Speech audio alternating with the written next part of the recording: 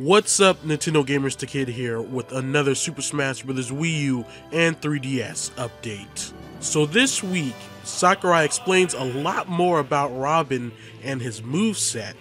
Also, a little bit more information about Lucina and some general details about Super Smash Bros. So first, let's get into Robin's moveset. It's very detailed, so pay attention guys. I have bullet points, so let's get right into that. Robin uses the Levin Sword for smash attacks and Tomes for specials. If the Levin Sword breaks, it will regenerate after some time, as Sakurai explained in the picture of the day. Side Smash, horizontal cut with the Levin Sword. The Thunder effect adds damage. After a number of uses, the Levin Sword breaks and you will have to use the Bronze Sword. Down Special, Violet Serpent formed spell. If it hits, it will damage an opponent and heal the user. If hit behind in the back, the healing effect will be greater. Side Special, Gigafire. Does a large amount of damage, shoots fire diagonally downwards, and if it hits the ground, items, or enemies, it will burst into an upward pillar of flame which damages nearby opponents. Normal Special, Thunder. According to the charging time, it evolves from Thunder to L Thunder, Giga Thunder, or Thoron. Press the B button to charge and press again to unleash. If you press the shield button while charging, you can store the charge and continue where you left afterwards. Up Special, Elwin. Launches downward 2 projectiles and Robin jumps from the momentum. If you use all the uses, you can't unleash projectiles or use the jump effect. Final Smash, Double. Chrom dashes in and slashes while Robin uses magic midair. We also get more details on Lucina straight from Sakurai. He confirms that Lucina does have the same moves as Marth, but dealt damage is the same for all parts of her sword instead of just a tip like with Marth. He also notes that you can attach or detach the mask she wears from Fire Emblem Awakening with a stage entry or a time. That's actually pretty cool. And finally, Sakurai elaborates more on screen KOs, saying getting screen KO'd will depend on where you were star KO'd in the sky. Sakurai notes that as the time limit begins to run out in a match, screen KOs will no longer occur. So guys, with that is the news. Let's get into my thoughts and opinion about everything presented here today. Yep, I knew it. I knew Lucina was a clone. I know a lot of people were bashing me thinking she wasn't, saying, you know, she's not a clone, the kid, she's not, you're stupid. I mean, I had a few people who actually insulted me about this, but it was pretty clear in the trailer that she was a clone of Marth, and it is confirmed. She does have a difference, but it's not really significant. I mean, she does just as much damage, I guess, as Marth. She has, you know, she doesn't have that whole tip of the sword gimmick that Marth has, but overall she's a clone. I mean, same moves basically. She may have some things to differ from her, but overall a clone. And that really sucks because I'm going to have in the description below all the links to all the details, but I also have another one that I didn't bring up. Well, I'm bringing up now, but I didn't go into detail with.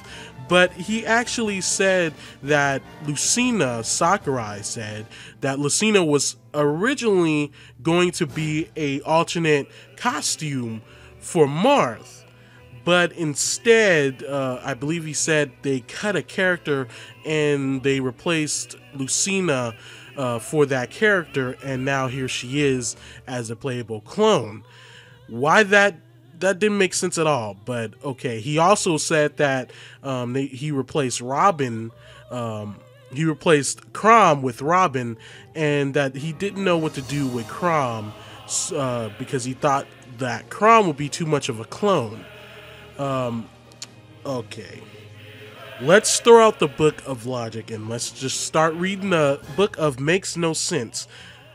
Sakurai, how do you go from cutting Chrom because you thought he would be a clone character. You couldn't think of anything good for his moveset. Now I could be wrong, but you know, so don't legit quote me on this, but how could you do that but put Lucina in, who is a blatant clone, as a playable character? Her own character has her own character slot. That makes no sense at all.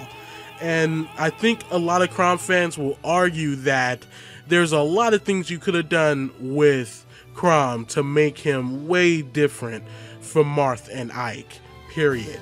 I mean, you know, that just really puts the cherry on the top with pissing off Chrom fans, I think. And I think it's kind of justified, but, you know, that's Sakurai and that's his reasoning. But hey, those who wanted Lucina, you have her, but just don't expect her to be super unique, because she's not. She's a clone. But that doesn't mean, you know, maybe there's some things different from her. I mean, he hasn't gone on to say if she's faster or anything, if she does her attacks faster, if she, you know, recovers faster or anything like that. So there could be things that Lucina has that makes her, for some people, better than Marth. So it's more going to be like this whole preference thing, if you prefer Marth or if you prefer Lucina. So it's really something people are going to have to figure out for themselves. So, you know, as far as Robin's moveset is pretty interesting still. And it's also still confusing to me because, you know, he still loses his magic book at some point. And I believe it's the same as 11 Sword, where if he loses it, he'll get it again, but after a certain period of time. So, you know, if during that time that you don't have your spell book with you, or whatever it's called, tomes, or whatever the book is called, and you get, you know, you get sent flying off the map, you can't up air or anything. You can't even attempt to get up back on the stage. So it's kind of like a risk and a reward thing, but at the same time you have to be very conservative and very strategic when using Robin, because you only have a few uses of that book, you know.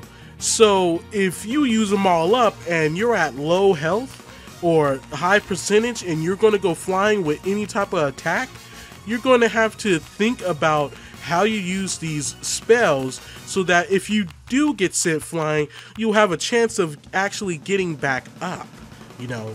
So it's really weird. He's probably the most strategic character ever introduced in Super Smash Bros. Seriously, like, you have to think if you're going to use that character. He will probably be the most difficult, but I do expect him to be one of the most powerful too, because if you think about it, that kind of, you know, balances him out. He looks powerful for one, and him losing most of his powerful moves and they have to regenerate after a while balances out his very powerful attacks, you know.